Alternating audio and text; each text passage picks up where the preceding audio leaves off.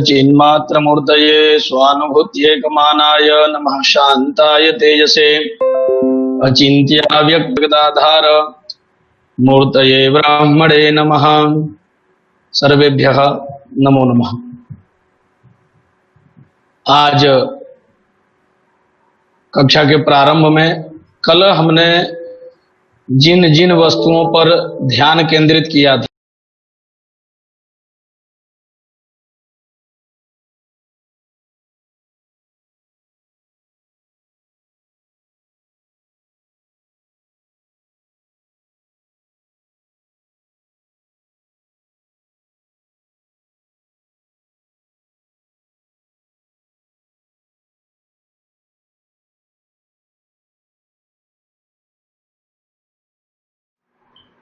तो पहला जो श्लोक है तीसरे नंबर का है,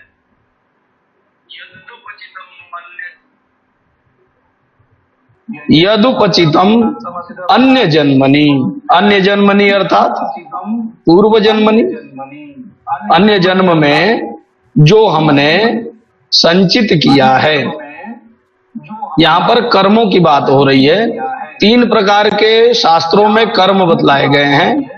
वह प्रारब्ध, क्रियमाण और संचित, तीन प्रकार के कर्म हैं। थोड़ा सा आप लोग ध्यान दीजिएगा। यदि मान लीजिए जन्म पत्रिका में कोई ऐसा आपके योग बन ही रहा है कि पैर टूटने का योग है, हाथ टूटने का योग है, तो अनायास क्यों प्रयास करें? पूजा पाठ करा के उसको क्यों हम कहें कि ठीक है ये पूजा कर देंगे आपका कल्याण हो जाएगा, अथवा ये हाथ पैर टूटने का योग जो है वो कम हो जाएगा। यदि जन्म पत्रिका में प्रधानमंत्री बनने का योग है ही, तो उसको चुनाव लड़ने के लिए और इतना सारा परिश्रम करने की आवश्यकता है, फिर वो प्रधानमंत्री बनेगा। लेकिन नहीं, भगवान ने गीता में कहा कर्मण ये वाधिकारस्ते मां फलेषु कदाचन। कौन से कर्म की बात करते हैं कि आप कर्म करो, फल की इच्छा मत करो? क्योंकि शास्त्र का नियम है, फल देने वाले केवल और केवल ग्रह नक्षत्र तारे आधारित हैं।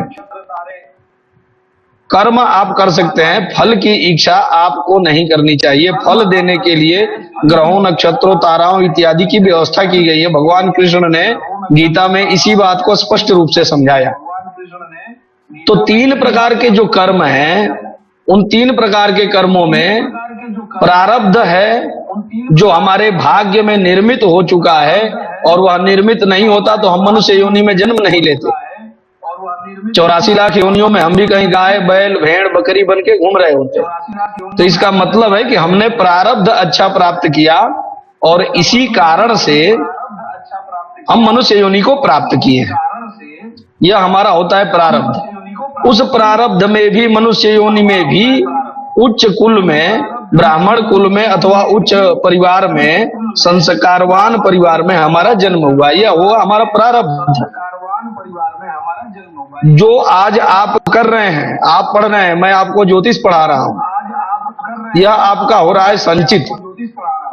जो हो तो रहा है, कर्म तो हो रहा है, लेकिन इसका फल मिलना अभी आपको प्रारंभ नहीं हुआ। फल जो है वह मिलना प्रारंभ नहीं हुआ, केवल संचित हो रहा है, हो रहा है। फल आपको बाद में मिलेगा, उसका अभी कैलकुलेशन, गणना शुरू नहीं हुआ, उसको कहते हैं संचित। प्रारब्ध का अर्थ है कि आपने जो कर्म किया हुआ है उसका आप फल भोग रहे हैं। आप मनुष्य योनि में लेकर के बढ़िया उच्च एजुकेशन प्राप्त करके, अच्छे संस्कार लेकर के, तभी तो आप शास्त्र पढ़ने बैठे हैं। नहीं तो आपके पास कहां से दिमाग में आएगा कि मुझे शास्त्र पढ़ना है?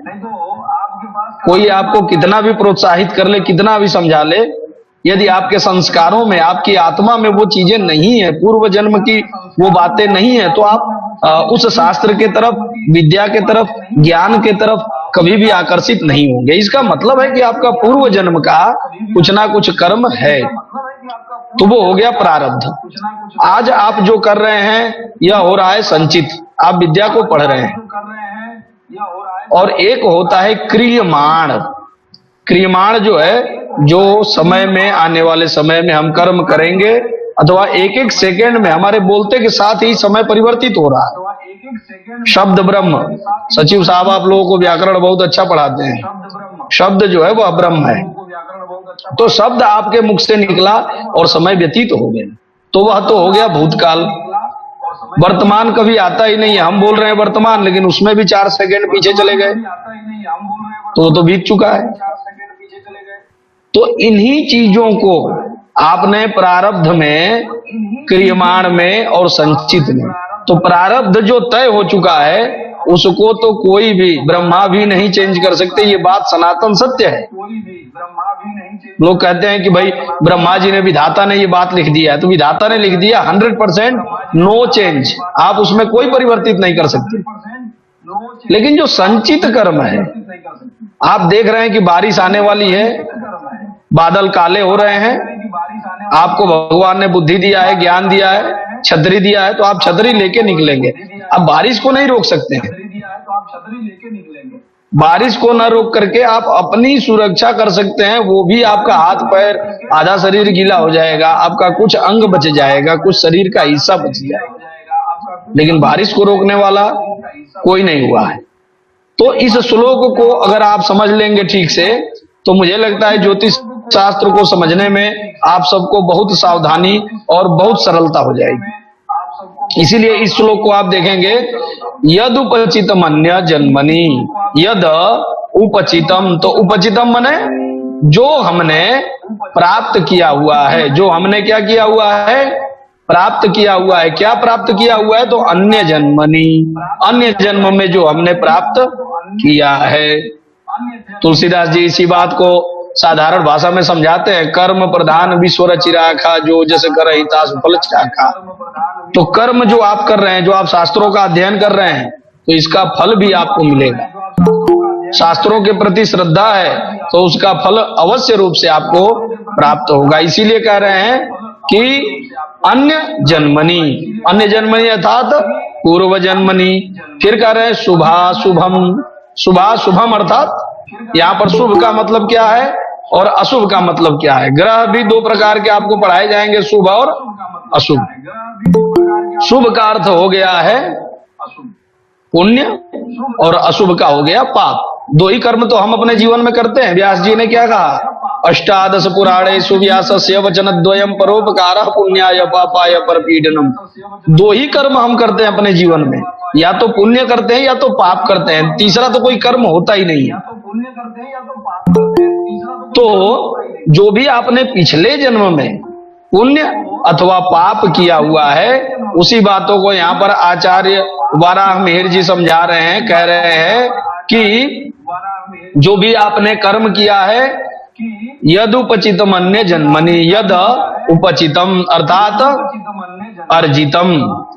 क्या अर्जितम, किम अर्जितम, तो अन्य जन्मनि अर्थात पूर्व जन्मनि। शुभाशुभम, शुभाशुभम अर्थात पुण्य पापात्मकम कर्मम, पुण्य और पाप से युक्त जो कर्म है और जिनके कारण इस जीवन में अनेक प्रकार के दुख, क्लेश इत्यादि हम प्राप्त कर रहे हैं, उसी को कह रहे हैं तस्य। तस्य अर्थात तस्य कर्मणस्य, तस्य कर्मणस्य पंक्तिम, पंक्तिम अर्थात परिणामम। परिणाम जो होता है, उसका जो फल होता है, उसी की बात हो रही है कि तस्य पंक्तिम व्यंजयति। व्यंजयति अर्थात दर्शयति, प्रकाशयति। व्यंजन का अर्थ होता है प्रकाश करना, दिखाना।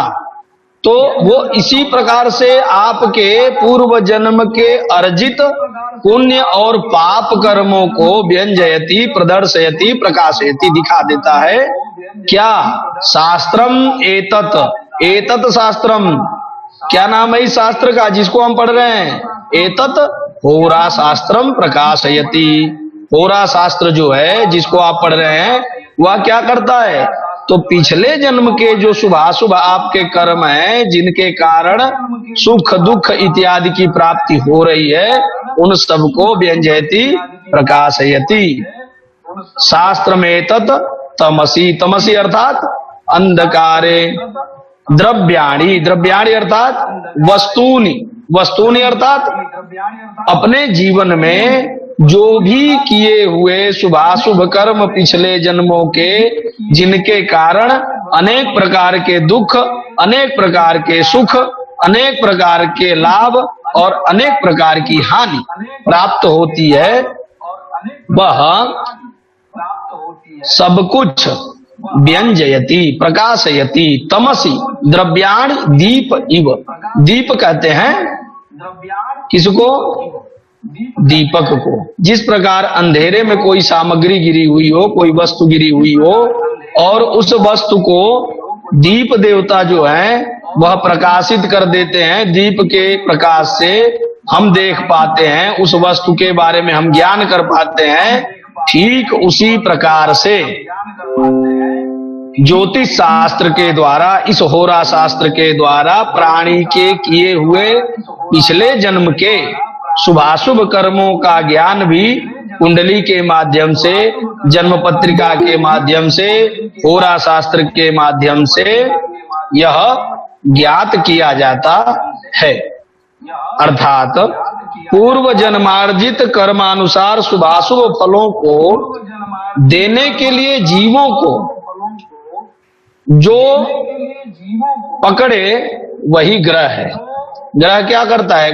ग्रह शब्द बना ही कैसे है? कहते हैं ग्रहण लग गया। तो किसी को ग्रहण करना, पकड़ना, उसका नाम है ग्रह। तो जो आपके जीवों को, जैसे अब कोई कई बार तर्क करते हैं, सेमिनार वेबिनार जब होता है कुछ प्रकार के प्रश्न आ जाते हैं कि महाराज जी अगर ऐसा है तो इतने सारे लोगों का कर्म जो है वो कैसे है, कैसे समझ में आएगा कि कौन सा कर्म किसका है? तो नीतिकार कहते हैं यथा धेनु सहस्त्रेषु वत्सो विंदति मातरः। हजारों गायें जिस प्रकार से चरती हैं, लेकिन जो बछड़ा होता है वह अपने माता को खोजते हुए अपनी माता तक पहुंच जाता है। ठीक उसी प्रकार से उन हजारों गायों में वह खोजता नहीं है, हर प्रकार की गाय है, लेकिन वह अपनी माता तक अवश्य पहुंचता है। ठीक उसी प्रकार से हमारा जो कर्म है, किया हुआ शुभाशुभ कर्म है, वह कभी भी हमारा पीछा नहीं छोड़ता, और वह ग्रहों के माध्यम से, मैंने आपको पहले दिन बड़े सटीक बतलाया था कि प्रातः हुआ, रात हुई, सुबह हुआ, ये बताने के लिए हमें कोई व्यक्ति चौकीदार नहीं रखा है। ग्रहों नक्षत्रों तारों की व्यवस्थाएं हैं, जो त्रिदेव हैं, ब्रह्मा विष्णु और महेश। तो ये तीन देवों में ब्रह्मा जी जो है वो सृष्टि के कर्ता है। तो सृष्टि के कर्ता ने जब सृष्टि को बना दिया तो उस सृष्टि को संचालित करने के लिए भी तो किसी न किसी योग्य के हाथ में इस पूरे जिम्मेदारी को सौंपने के लिए विचार किया होगा, और उन्होंने यह कार्य विष्णु को सौंपा। इसीलिए विष्णु भगवान जो है वह जगत नियंता है, जगत के पालनहार है, और विष्णु जो है वही ग्रह नक्षत्र तारे इन सबको स्थापित किए।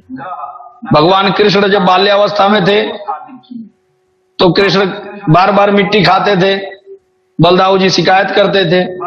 एक बार कृष्ण ने मिट्टी खाया, बलदाऊ जी ने दोनों हाथ पकड़ लिए, माता के पास घसीटते हुए ले गए। माता ने जबरदस्ती कृष्ण का मुंह खोला और उसमें सारे ग्रह नक्षत्र तारे मंडल इत्यादि दिखाई देने लगे।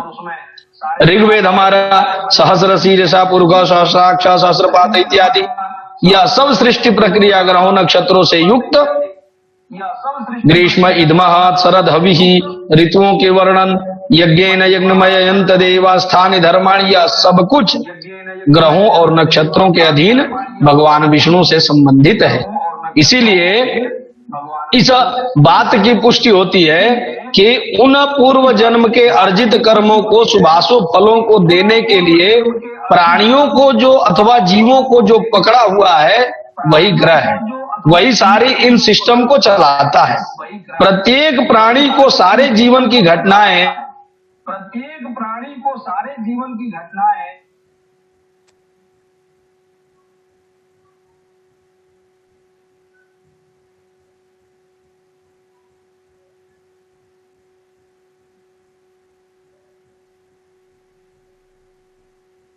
जा सके। तो इसीलिए यहां पर बतला रहे हैं कि यह होरा शास्त्र के द्वारा जिस प्रकार अंधकार में गई हुई वस्तु प्राप्त की जा सकती है, उसी द्वारा हमारे जीवन के जो अंधकार रूपी कर्म हैं, जो हमने किया है, जिनके कारण हमें दुख इत्यादि प्राप्त हो रहा है, वह सब कुछ ज्ञात होरा विभाग के अंतर्गत किया जा सकता है। श्लोक को एक बार फिर से देख लेंगे। यदुपचित मन्य जन्मनि शुभा शुभम कर्मण हतस्य पंक्तिम व्यंजयति शास्त्र में तमसि द्रव्याणि दीप इव। दीप के समान, प्रकाशिका के समान हमारे कर्मों को, दीप के समान, प्रकाशिका के समान हमारे कर्मों को।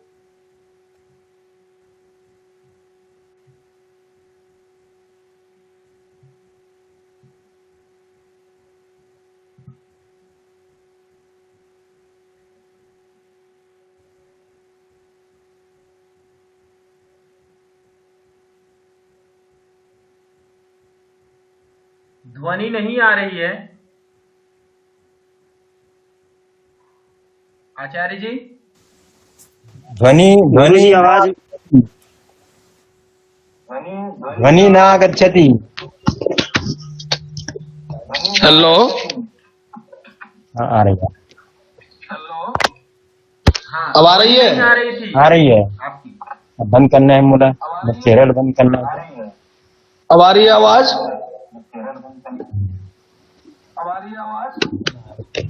आ रही है जी आचार्य जी, अब आ रही है। आ रही है। अच्छा ठीक है, आप लोग म्यूट कर लें सभी लोग। तो है ना। अगले श्लोक को हम देखेंगे। शीर्ष मुख बाहु हृदयोदराणी कटिबस्ति गुह्य संज्ञानी उरु जानु जंघे चरणा वितिराशयो अजाद्या। राशयो अजाद्या, अज कहते हैं मेष राशि को, अज आद्या। जहां पर भी इस ग्रंथ में अथवा ज्योतिष शास्त्र में अज शब्द आएगा, उसका मतलब हमें मेष राशि से ही उसका अर्थ लगाना है। तो ये चौथा और पांचवा श्लोक एक में है, दोनों को साथ में पढ़िए तब ज्यादा समझ में आ जाएगा। काल नरस्या वयवान पुरुषाणाम चिंतयेत प्रसव काले सद असद ग्रह संयोगात कुष्ठाहासोपद्रवास्ते च। काल नरस्या, काल कहते हैं समय को और नर कहते हैं पुरुष को।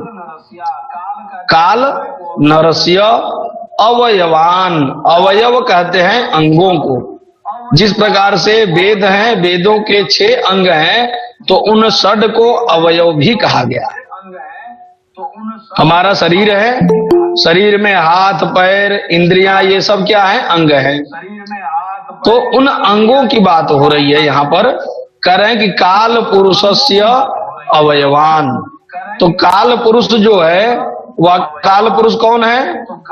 यहाँ पर काल पुरुष का अर्थ किसी व्यक्ति से नहीं होकर के, किसी व्यक्ति से ना समझ के, काल पुरुष का अर्थ है, काल का मतलब होता है समय और पुरुष का मतलब होता है पुरुष। उसको हम कहते हैं मेल टाइम, मेल टाइम। तो वह मेल टाइम जो है वही क्या करता है? पूरी भचक्र को, जो ये बहुत एक समझने वाली बात मैं कर रहा हूं, जिससे कि आप सबको ज्योतिष शास्त्र को समझने में बहुत ही आसानी हो जाएगी। केवल इसको आप लोग समझ लें अच्छे से। 360 डिग्री का एक गोला है, जो आकाश है वो पूरा 360 डिग्री का। 360 अंशों का जो गोल है, उन 360 अंशों को 12 भाग में डिवाइड किया गया है, 12 भाग में बांटा गया है। वह एक भाग जो होता है वह 30 अंश का होगा। 360 को जब 12 से भाग देंगे तो कितनी बार में जाएगा? 30 बार में। तो एक राशि का जो भाग होता है वह 30 अंशों का होता है। शून्य से 30 अंश तक होती है मेष राशि, और 30 से 60 अंश होती है वृषभ राशि, 60 से 90 अंश होगी मिथुन राशि। कुल राशियां कितनी हैं? 12 राशियां हैं कुल, मेष, वृषभ, मिथुन, कर्क, सिंह, कन्या, तुला, वृश्चिक, धनु, मकर, कुंभ और मीन। तो 360 अंश को 12 पार्ट में डिवाइड किया गया है और वही जो है 12 राशियां हैं। तो 0 से 30 अंश तक का गोले का जो हिस्सा है 0 से 30 अंश का, वह 0 से 30 अंश तक का जो दूरी है वह दिखाई देता है भेड़े की तरह, मेष की तरह, अज की तरह, इसीलिए उसका नाम रखा गया है मेष राशि। 30 से 60 अंश की जो दूरी है उसको ध्यान से देखने पर पता चलता है कि वह बैल की तरह दिखाई देता है, इसीलिए उसका नाम है वृषभ राशि। तीसरा जो है जो पुरुष और कन्या के सदृश दिखाई देता है, इसीलिए उसका नाम है मिथुन राशि। और केकड़े की तरह दिखाई देता है, इसीलिए उसका नाम है चौथा जो है वो कर्क राशि। तो सारे राशियों का अपने अपने नाम का निर्धारण है और उनकी एक दूरी है कि 0 से 30 अंशों तक मेष राशि होगी, 30 से 60 वृषभ राशि होगी, 60 से 90 मिथुन राशि होगी और 90 से 120 जो होगा वह कर्क राशि होगी। सबका 360 अंशों में 12 राशियों को बांटा गया। अब उसी काल पुरुष को 360 अंशों को ही एक गोले को हमने जन्म पत्रिका कुंडली का रूप दे दिया। एक्चुअल में जो 12 खाने की कुंडली हम देखते हैं चौकोर, उस चौकोर को भी ध्यान से देखेंगे तो वो एक गोला है, केवल एक गोला है। उस गोले में एक यहां पर, एक यहां पर, एक यहां पर, इस तरह से 12 भाव घूमे हुए हैं और वह सिर्फ एक गोला है जो 360 डिग्री को आसमान को इंगित करता है, बताता है कि ये पूरा आसमान है। उसमें इस राशि में उस जन्म के समय जब उस जातक का जन्म हुआ तो उस अंश में वहां पर ग्रह बैठा था, वहां पर उस राशि में चंद्रमा था, उस राशि में मंगल था और कुछ भी नहीं है। तो उस 360 अंश को, गोले को अगर ऐसा मान लिया जाए कि एक आदमी लेटा है तो उसने अपने सर के पास अपने पैर को घुमा के ले लिया है, सर के पीछे पैर आ गया और वो ऐसा घुमा के लेटा हुआ है पैर को। तो उसमें मेष राशि जो आएगी सबसे ऊपर आएगी, सिर का हिस्सा जो होगा वो मेष राशि होगा। अब श्लोक को देखिए, शीर्ष, शीर्ष का मतलब होता है सिर, ये एरिया। मुख, मुख का मतलब होता है मुख, शीर्ष मुख। बाहु, बाहु कहते हैं इस स्कंद को, भुजा को। तो ये 3 राशियां, ये मैं बात कर रहा हूं काल पुरुष की। काल पुरुष कौन? जो 360 डिग्री का गोला बनाया गया था। और वही काल पुरुष पराशर मुनि के मत के अनुसार भगवान विष्णु है। वह काल पुरुष की संज्ञा किसकी है? भगवान विष्णु की। वह काल पुरुष जातक है जिसकी कुंडली आप देख रहे हैं। मेष राशि यदि परेशानी में है तो जिस जातक की कुंडली आप देख रहे हैं उसका सिर भाग हमेशा परेशानी में रहेगा।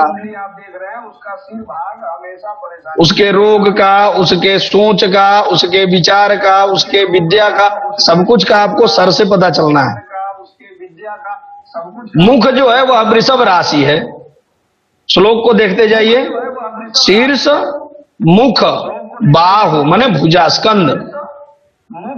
भागवत महापुराण में 12 स्कंद हैं। 10वां स्कंद इतना बड़ा है कि उसको 2 पार्ट में डिवाइड करना पड़ा। व्यास जी चाहते तो क्या 13 स्कंद नहीं कर सकते थे? लेकिन वह 12 जो अंग हैं वह भगवान विष्णु के 12 अंग हैं और वही 12 राशियां ज्योतिष से कनेक्टेड है। इसीलिए उन्होंने 13 पार्ट नहीं किया, 12 स्कंद रखे। और वही काल पुरुष जो है वह भगवान विष्णु के स्वरूप को मान करके यह शास्त्र में आप लोग प्रवेश कर रहे हैं। तो वह जो काल पुरुष बनेगा, मैं एक बार कोशिश कर रहा हूं, अगर यहां से स्क्रीन शेयर हो जाए। मनीष जी आप वहां से थोड़ा सा करिए तो मैं दिखा दूं। यहाँ पे जो बनाया गया है, यदि समझ में आ जाए आप सबको, दिख रहा है आप सभी को?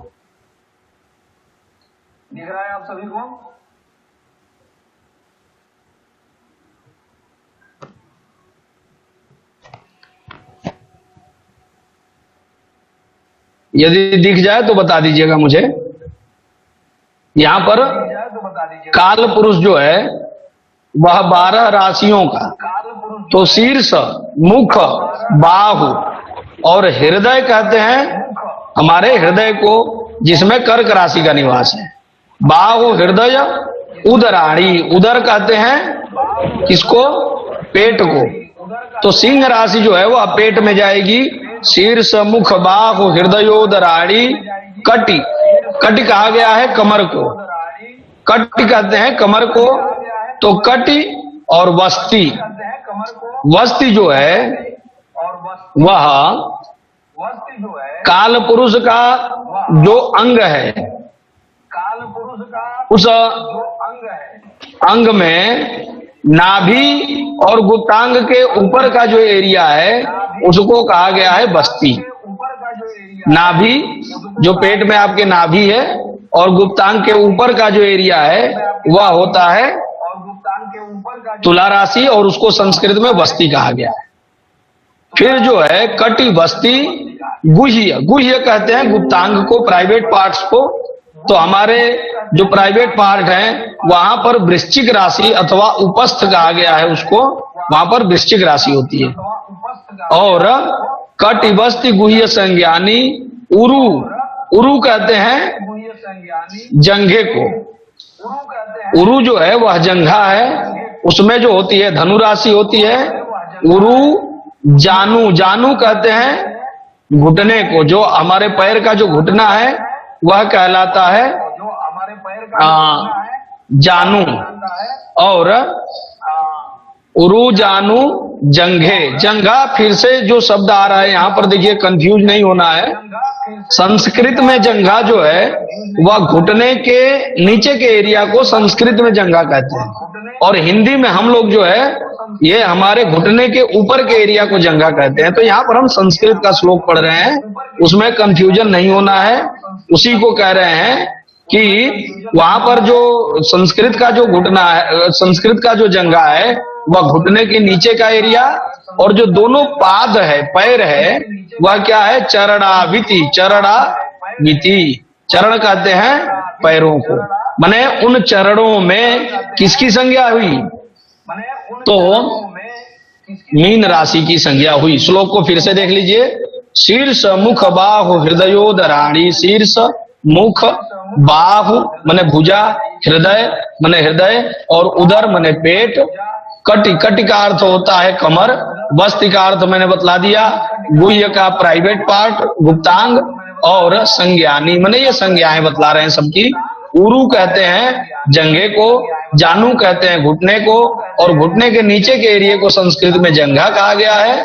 और चरणाविति राशयो अजाद्या, चरण जो है वह मेष आदि राशियां वहां से होती हैं, तो चरण में जो है मीन राशि है। इस प्रकार से 12 राशियां उस काल पुरुष के शरीर में, अथवा आकाशीय गोला जो 360 अंश का है, एक एक 30-30 अंश में आप, अथवा अपनी बॉडी में आप कल्पना करके इसको आसानी से समझ सकते हैं।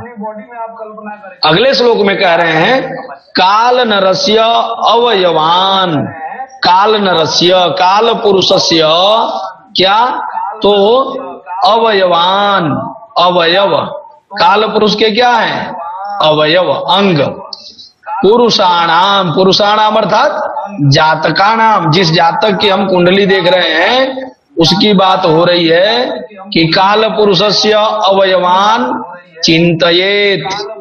यहाँ पर विधिलिंग का प्रयोग किया गया है। चिंतयेत माने चिंतन करना चाहिए। कब चिंतन करना चाहिए? तो प्रसव काले, प्रसव काले माने जन्म के समय में। तो उसका तो नाम ही है जन्म कुंडली। जब जन्म होता है तभी तो कुंडली बनती है, जन्म पत्रिका बनती है। तो इसीलिए कह रहे हैं प्रसव काले, जन्म के समय के जो ग्रह की स्थिति है उसी के अनुसार आप क्या करें? विचार करें। चिंतयेत प्रसव काले। सद असद ग्रह संयोगात, सद असद ग्रह संयोगात। सद का मतलब हो गया शुभ ग्रह और असद का मतलब हो गया अशुभ ग्रह। तो शुभ ग्रह योगात, सदग्रह योगात पुष्टाह, माने उस अंग जो होगा वो क्या होगा, बलवान होगा, पुष्ट होगा। और असदग्रह संयोगात सोपद्रवाहा, माने असदग्रह योगात पापग्रह योगात सोपद्रवाहा, माने व्रण इत्यादि जो होते हैं वह व्रण की बात हो रही है, चिन्ह की बात हो रही है, दुख की बात हो रही है। वहां पर उन अंगों में जहां पर उन राशियों में शुभ ग्रह बैठे हो तो शुभ फल की प्राप्ति, और अशुभ ग्रह बैठे हो तो अशुभ फल की प्राप्ति कहना चाहिए। यहां से आपका फलादेश ही एक प्रकार से आज से शुरू हो गया। अब जो भी लोग जुड़े हुए हैं इसको देख रहे हैं आप लोग, अपने ही परिवार के 4 लोगों की 5 लोगों की कुंडली लीजिए, उस 12 भावों में आपको अभी कुछ समझ में नहीं आ रहा है, समझना भी नहीं है। एक का मतलब एक जहां लिखा होगा वो होगी मेष राशि, उस कुंडली में अंक लिखे होते हैं, तो 1 2 3 4 5 12 तक लिखा होगा अंक, तो एक जहां लिखा होगा वो है मेष राशि। अब उस राशि में देखेंगे यदि अच्छे ग्रह बैठे हैं, अच्छे ग्रहों की संगति हो रही है, किस प्रकार से हो रही है, आप उस पर केवल समझिए कि कौन सी राशि कहां बैठी है, केवल इतना समझना है आपको। 360 अंश का वो गोला है जो जन्म कुंडली आप लेके बैठेंगे, और उस 360 अंश में कौन सी राशि कहां बैठी है इस पर आपको केवल दृष्टि डालना है, फलादेश नहीं करना है, केवल दृष्टि डालना है। तो कह रहे हैं कि अकाल पुरुष के जो अंग हैं वही शुभ और अशुभ फल प्रदान करते हैं। माने कालो ही सर्वेश्वर, कालो ही सर्वेश्वर, काल जो है वही सर्वेश्वर है, और सर्वेश्वर ही कौन है, भगवान विष्णु है। और इसीलिए यह काल जो है, जो काल पुरुष की आप बात कर रहे हैं वह काल पुरुष, तो काल 2 प्रकार का होता है, एक मूर्त होता है और एक अमूर्त होता है। सूर्य सिद्धांत में कहा गया है लोका नाम अंतकृत कालो, कालो अन्यम कलनात्मक, सद्विधा स्थूल सूक्ष्मत्वात् मूर्तश्च मूर्त उच्यते। मूर्त और अमूर्त भेद से, तो मूर्त भेद क्या है, जो आप जीवन में बार बार प्रयोग करते हैं। आज सितंबर महीने की 6 तारीख हो गई, ये मूर्त स्वरूप है, आप जानते हैं, लेकिन एक्चुअल में कहीं भी कोई ऐसा परिवर्तन नहीं दिखाई देगा जिसको आप सिद्ध कर दें कि हाँ ये 6 सितंबर आज है। लेकिन यदि हम पंचांग में कहेंगे कि आज पंचमी तिथि है, तो हम आपको वो पंचमी तिथि कृष्ण पक्ष की हो अथवा शुक्ल पक्ष की हो, हम उसको सिद्ध करके दिखाएंगे कि भैया ये पंचमी तिथि तो है लेकिन ये कृष्ण की नहीं शुक्ल की है, आज पूर्णिमा है, आज अमावस्या है, आज रविवार है, जो भी है सब कुछ हमारे यहाँ प्रायोगिक है। तो हम मूर्त में जी रहे हैं। अमूर्त संज्ञक वह काल है जो हमें दिखाई नहीं देता है, जिसकी व्यवस्था, जिसका गणित हम अपने जीवन में नहीं कर पाते। आपने यदि बिलासपुर से बस में बैठा जाने के लिए धमतरी, तो आपको केवल बिलासपुर से धमतरी तक का ही मार्ग पूछना है, उतने से आपका मतलब। लेकिन धमतरी के बाद वो रास्ता खत्म हो जाता है, लोग जाते ही नहीं है, दुनिया ही खत्म हो जाती है, ये सोच लेना आपकी मूर्खता है। तो जितना हम ज्ञान अपने लिए अथवा जन्म पत्रिका के उपयोग के लिए, कुंडली में गणित के लिए कर रहे हैं, वह मूर्त है। लेकिन अमूर्त वो है कि यह काल जो है वह हमेशा सर्वेश्वर है और वह नियमित रूप से चलता रहता है। ये 5 सितंबर और 6 सितंबर एकादशी, द्वादशी और पंचमी आपने और हमने बनाया है, लेकिन यह काल हमेशा से अपनी गति से चल रहा है और चलता रहता है। इसका कोई ना आदि है ना कोई अंत है। आज के 400 साल पहले इस प्रकार की घटना हुई, 500 साल पहले घटना हुई, तो क्या उस घटना तक आप जानते हैं उसके पहले क्या दुनिया नहीं थी? 1492 में वास्को डी गामा इंडिया में आया, भारत में आया, उसने बता दिया साहब विश्व के नक्शे पर एक और देश को डाल दो, भारत को। तो क्या 1492 के पहले हम नहीं थे, भारत नहीं था हमारा? तो ये अमूर्त है, जिसकी जानकारी नहीं होती।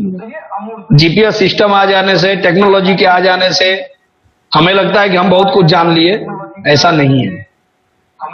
वह वास्तव में हमें संकुचित और संकीर्ण मानसिकता की बनाती है, जितनी टेक्नोलॉजी है। विश्व के नक्शे पे 200 कुछ देश जो हैं, तो क्या उतने ही देश हैं एक्चुअल में? ऋग्वेद कहता है सप्तद्वीपा वसुंधरा,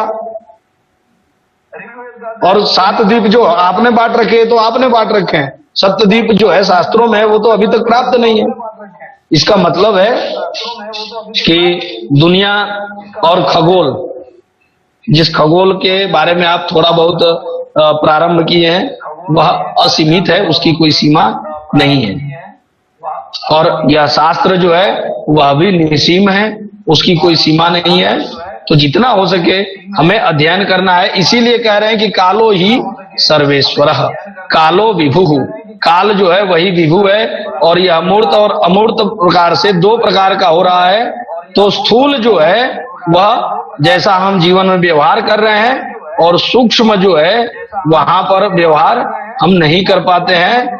भगवान सूर्य की जो है 12 कला, वही 12 राशियां हैं, और उन कलाओं की अनंत शक्तियां हैं जो अपने रश्मि से, अपने किरणों से इस पूरे ब्रह्मांड को प्रकाशित करती हैं और सर्जित करती हैं। तो काल पुरुष के स्वरूप को आप लोग समझ लें। एक पुरुष, आप खुद एक ड्राइंग कीजिए कागज पर, और उसमें मेष के सिर के सामने एक लाइन खींच के मेष राशि लिखिए, मुख के सामने लाइन खींच के वृषभ राशि लिखिए, कंधे के सामने लाइन खींच के मिथुन राशि लिखिए। यह प्रायोगिक थोड़ा सा कीजिए, आपको भी अच्छा लगेगा। एक गोला बनाइए, एक गोला जो होता है वो 360 डिग्री का होता है, उसमें 30-30 डिग्री का रेखा खींचिए। सबसे ऊपर जो पूर्व दिशा में गोला का एंगल होगा वही मेष राशि होगी। आगे वृषभ, मिथुन, कर्क इत्यादि 12 राशियों को क्रम से लिखिए, और आप अपने किए गए क्रियाकलापों को व्हाट्सएप के माध्यम से सचिव जी को आप प्रेषित करें। तो यह प्रायोगिक होगा, तो आप लोगों को बहुत सुंदर लगेगा, पढ़ने में काफी समझ में आएगा।